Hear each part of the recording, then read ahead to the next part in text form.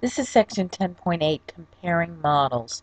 So far we've learned about three models: linear functions, exponential functions, and quadratic functions. So we're going to compare the three. The first, the simplest, is the linear function. In the linear function, y equals mx plus b. The m is constant, it's the slope.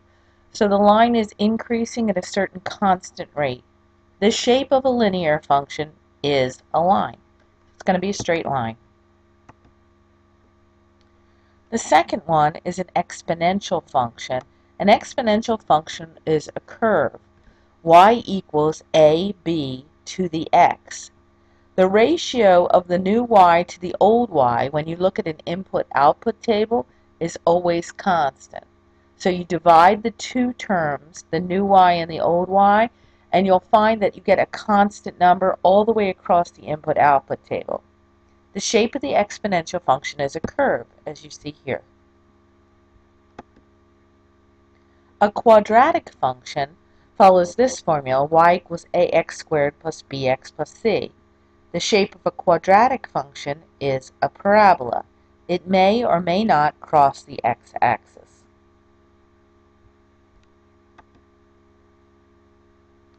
You should be able to graph points from an input-output table, and from the resulting shape, you should tell me what kind of function it is. So here's a group of points. I have 5 points here, as you can see in A. And what I did was I put blue dots at every point. So again, I'll do that so you can see it. So here's the first, here's the second, here's the third, here's the fourth, here's the fifth. And I tried to connect them as best I could with my mouse. You can see this is a curve, and the curve hugs the x-axis. That's indicative of an exponential function. Okay, so that's what we have. We're going to look at the next one.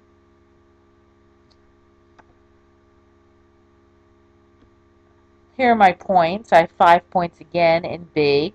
And when I plotted them, as you see here, they formed a straight line. So I can predict that this is a linear function following the formula y equals mx plus b.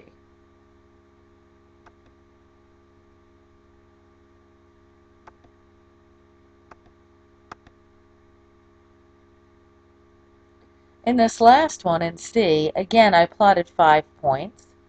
You can see them by the red dots there. You can see that it's a mirror image. On one side or the other, the curve comes down and then it goes up. Now, if we'd only seen the right-hand side of it, we may have thought that it was an exponential function. But you can see it has a left side as well, and it's going up and down. So we can tell that this is a parabola or a quadratic function.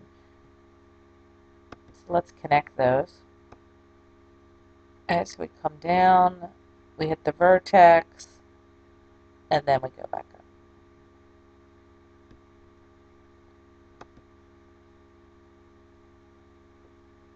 You should also be able to look at a table of values to analyze the data and determine the type of function without graphing it. Okay, so the simplest form of being able to tell what kind of function it is you're going to graph it. But we don't always have time to graph everything. So we're just going to analyze the data.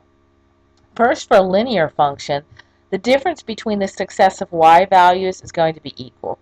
So y may be increasing by 1, or increasing by 2, or increasing by 3. You're adding a certain number to y each time. It's increasing by the same amount every successive x that you add.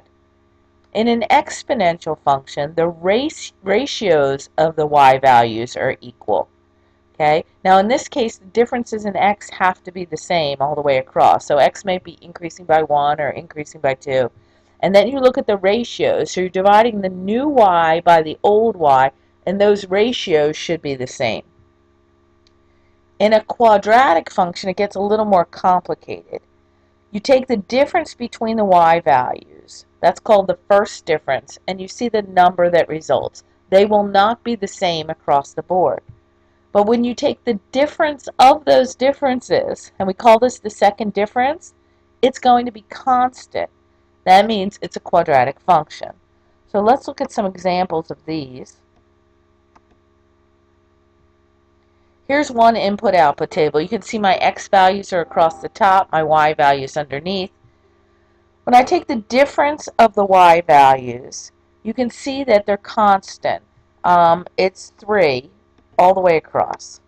Okay? 11 minus 8 is 3, 8 minus 5 is 3, 5 minus 2 is 3. Because the difference between those y terms is consistent, we know this is a linear function. And we also know that the slope is 3. That's what y is increasing by each time we increase x. So we could easily write the equation for this line. In the second example, the difference is not constant. It's not consistent across the board, right? Because 0.5 minus 0.25 is 0.25, and 1 minus 0.5 is 0.5, and 2 minus 1 is 1. Okay, so we know it's not linear. So we go to our next alternative, and that is that you can take the ratio of the new y over the old y. So if you take a look at this down here, you can see that's exactly what I did. I took 0.5 divided by 0.25, and that equals 2. I took 1 and divided by 0.5, that is 2. I took 2 divided by 1, and it's 2. Since the ratio is constant, we know this is an exponential function.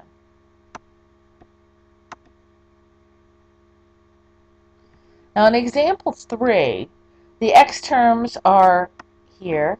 I wanted to give you some more terms, so we left the box off. And the y is on the bottom row. I looked at the differences in y between the terms. They were not consistent, but neither was the ratio. Okay, so I have to go back to what's my other alternative. I only have one other thing to take a look at, and that is to take the difference of the differences. So I'm going to switch colors here so that you can see this. I'll switch to blue. Okay, take a look at the second difference. If it's consistent, then you have a quadratic equation. Okay, the difference here is 2. The difference here is 2. The difference here is 2. That's what I mean by the second difference. So when I took the difference between the first y terms, I got, -3, -1, 1, 3. Although this should have been a tip-off to you, because do you see how it's sort of a mirror image on both sides? I have a -3, I have a +3. I have a -1, I have a +1. That sort of indicates that you're looking at a quadratic function to begin with. But if I take the second difference, that will confirm it because it's consistent across the side. It's 2 all the way across the row. That means it's a quadratic equation. Now, after you decide what kind of equation it is, you have to be able to write an equation for it. So for a quadratic equation, the most basic formula is y equals ax squared. And that's the only thing you will be asked to do in this section, is write an equation like that, y equals ax squared. So using the values from the table, what you're going to do is plug in the values for x and y and solve for a. So you can take any of the two given values, -2 and 2, -1 and 0.5, so on down the line, and solve for a. Okay. We know this is a parabola, of course, because we took the difference and then the second difference, right? So then you have to be able to write the equation. This is sort of a two-step process. You look at the data and you analyze, you see what kind of equation it requires, then you write the equation. So in this case, I took -1 and 0.5, and I plugged it into this equation, y equals ax squared, and I solve for a. So I know that a is 0.5. My equation for my parabola is y equals 0.5 x squared.